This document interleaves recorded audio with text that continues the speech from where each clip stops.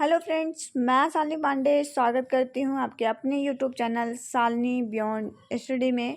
आज बात कर रहे होंगे जो हम शॉर्ट टाइप क्वेश्चन सीरीज कर रहे हैं, उसमें आज हम सब्जेक्ट लिए हैं आपका education in emerging Indian society and school administration. तो इसके लिए जो भी इम्पोर्टेंट क्वेश्चन बन सकते हैं शॉर्ट टाइप में, वो हम आपके साथ कर रहे होंगे। ये सीरीज आपको 2 शिफ्ट में देखने को मिलेगी। एक वीडियो में हम आपसे कुछ 25 क्वेश्चनों पर बात कर रहेंगे और नेक्स्ट वीडियो में भी हम आपके साथ आएंगे कुछ 25 क्वेश्चनों के साथ। तो ये 50 क्वेश्चन आपके एग्ज़ाम के लिए बहुत ज़्यादा इंपॉर्टेंट है, तो अच्छे से आप लोग इन सारे क्वेश्चनों को रिवाइज करिएगा, प्रैक्टिस करिएगा। अब हम आते हैं पहले क्वेश्चन पे। पहला क्वेश्चन है कि जो शिक्षा है उसका अर्थ क्या होता है। ठीक है, तो शिक्षा शब्द जो है वो संस्कृत के शिच धातु से लिया गया है। संस्कृत का जो शिच धातु है उससे लिया गया है। मूल शब्द उसमें शिच होता है।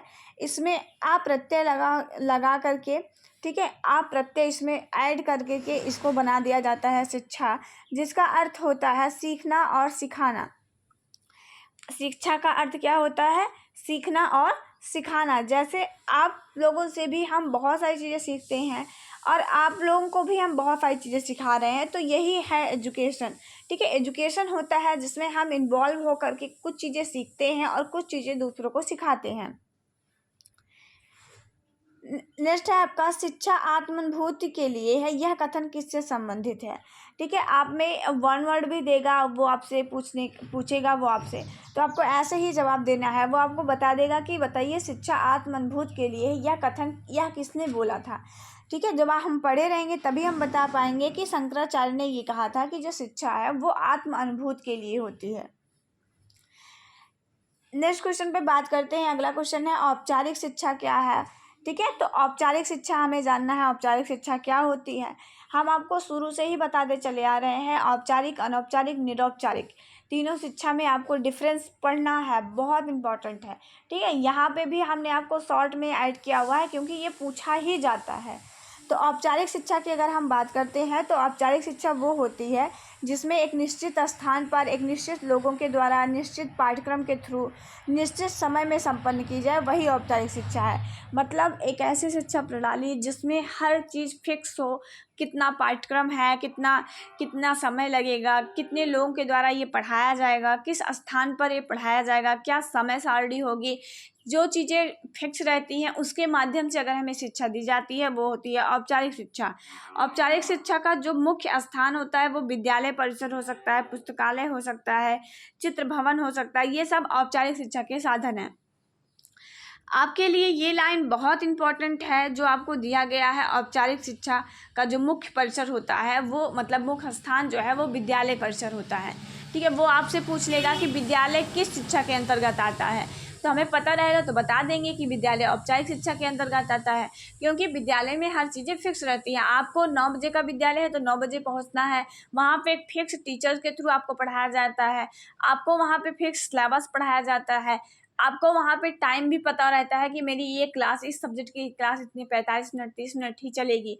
ठीक है, तो विद्यालय परिसर जो होता है एक औपचारिक शिक्षा का साधन होता है। नेक्स्ट बात कर रहे होंगे अनौपचारिक शिक्षा की। तो अनौपचारिक शिक्षा एक ऐसी शिक्षा होती है जो मुक्त शिक्षा प्रणाली पर आधारित होती है, जिसमें ना तो कोई शिक्षा परीक्षा पाठ्यक्रम समय तालिका कोई भी चीज़ इसमें निश्चित नहीं होता है। ठीक है, और इसमें बच्चे कहीं से भी कुछ भी सीख सकते हैं।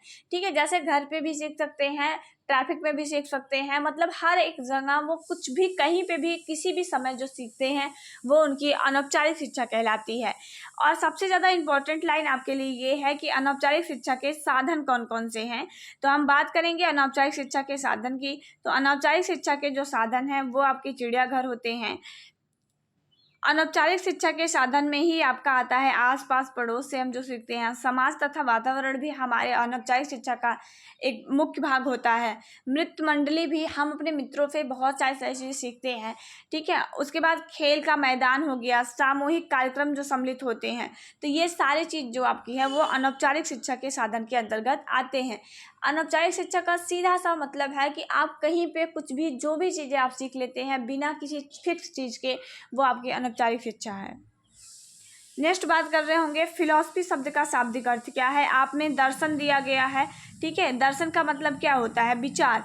तो कुछ लोगों के अलग अलग तरह से सीखने के उनके क्या विचार थे वो दिया गया है कि किस तरीके से उनको सिखाना चाहिए, सीखने का उद्देश्य क्या है, तो वो आपको दर्शन दिया गया है। तो दर्शन को ही फिलॉसफी कहते हैं। तो उस फिलॉसफी का अर्थ क्या होता है, फिलॉसफी का मतलब होता है ज्ञान के प्रति अनुराग। नेक्स्ट बात कर रहे होंगे, अगला क्वेश्चन है प्रकृतिवादी के विचार स्पष्ट करो।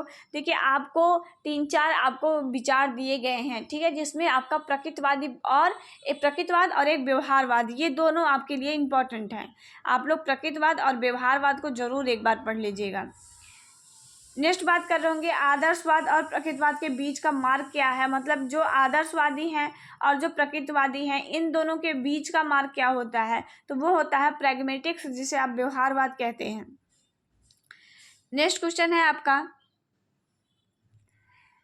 जॉन डीबी द्वारा प्रतिपादित शिक्षक सिद्धांत का नाम क्या है, तो वो है करके सीखना। जॉन डीबी कहते हैं कि हमें चीज़ों को करके सीखने की ज़रूरत है। त्रुटियां होंगी तो वो ठीक भी होंगी, करके सीखने से हम चीज़ों को बहुत बेहतर ढंग से कर सकते हैं और हम सीख सकते हैं।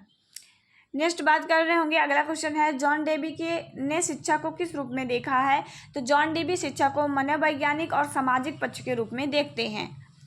नेक्स्ट क्वेश्चन है आपका how we think and interest and effort in education. ये दो अलग अलग पुस्तकें हैं। एक पुस्तक है हाउ वी थिंक, दूसरी पुस्तक है interest and effort in education.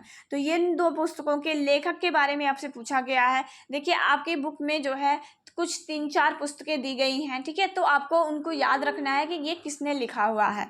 तो ये जॉन डीबी की पुस्तक है जो how we think and interest and effort in education पुस्तक इन्होंने लिखा हुआ है। नेक्स्ट क्वेश्चन है प्रयोजना विधि के प्रवर्तक कौन है, तो प्रयोजना विधि के प्रवर्तक थे जॉन डीबी के ही शिष्य थे। जॉन डीबी के ही विचारों से प्रेरित होकर के इन्होंने प्रयोजनवाद दिया था। ये विलियम किलपैट्रिक हैं जो जॉन डीबी के ही शिष्य थे। नेक्स्ट है आपका the process of art and science. The process of art and science, इसके प्रकाशक कौन थे, तो रूसो है। रूसो ने ही लिखा था the process of art and science.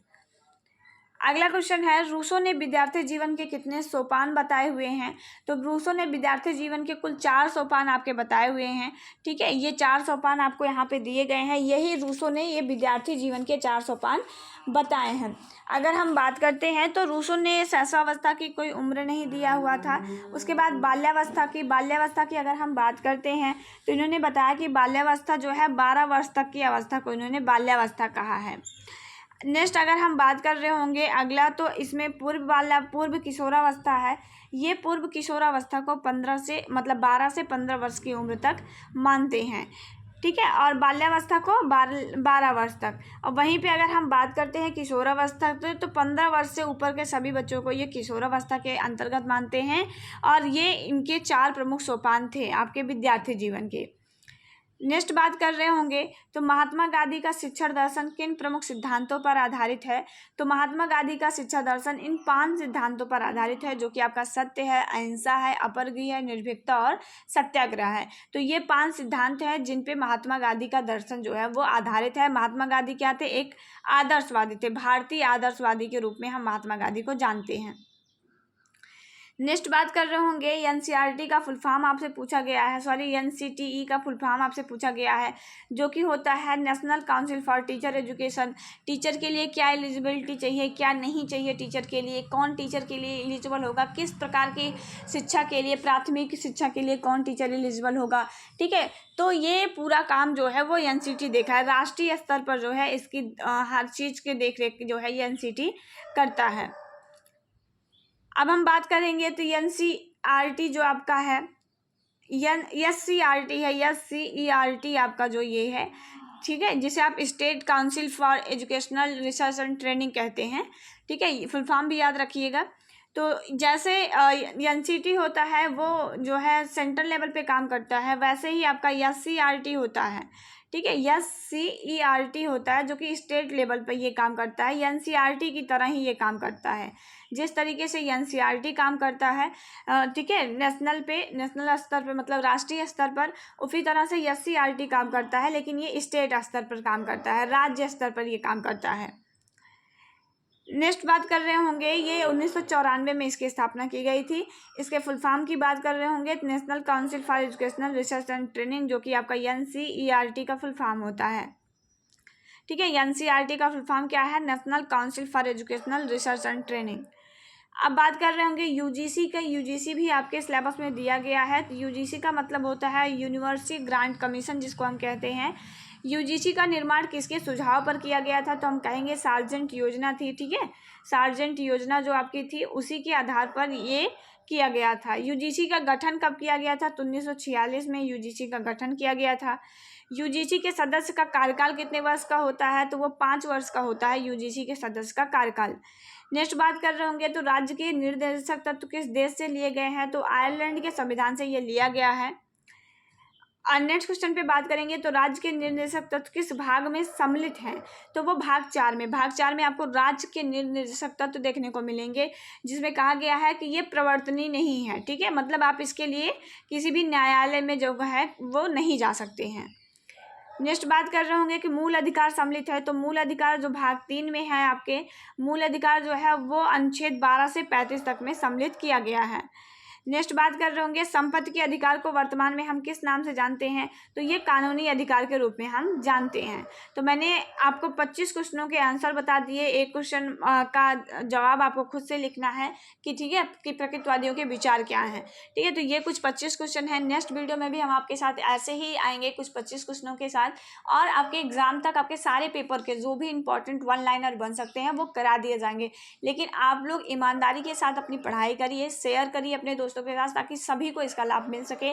मेरी मेहनत का लाभ अगर आप सब लोग शेयर करके दूसरे बच्चों तक पहुंचाएंगे, उनको भी अगर थोड़ा सा भी हम उनकी एग्ज़ाम में हेल्प कर पाएंगे, तो ये मेरे लिए बहुत बड़ी बात होगी। ठीक है, आप लोग अच्छे से प्रैक्टिस करिएगा। किसी भी क्वेश्चन पे या किसी भी टॉपिक के, किसी भी सब्जेक्ट के आपको कोई भी नोट्स, या अगर बात कर रहे होंगे कि आपको किसी भी सब्जेक्ट की अगर आपको प्रीवियस ईयर पेपर चाहिए, तो आप जो है कमेंट बॉक्स में कमेंट करके वो चीज़ें टेलीग्राम चैनल से जुड़ करके प्राप्त कर सकते हैं। और फर्स्ट ईयर के तो आई होप मैंने सारे पेपर जो नया सिलेबस के अकॉर्डिंग है वो डाल रखा है, जो कि सोनू रोआन ने जो है ये दिया हुआ था, सारे नोट्स उन्हीं के हैं। तो वो जो है हमने आपको डाल रखा है। मिलेंगे नेक्स्ट वीडियो में, तब तक के लिए अपना ख्याल रखिएगा। जय हिंद।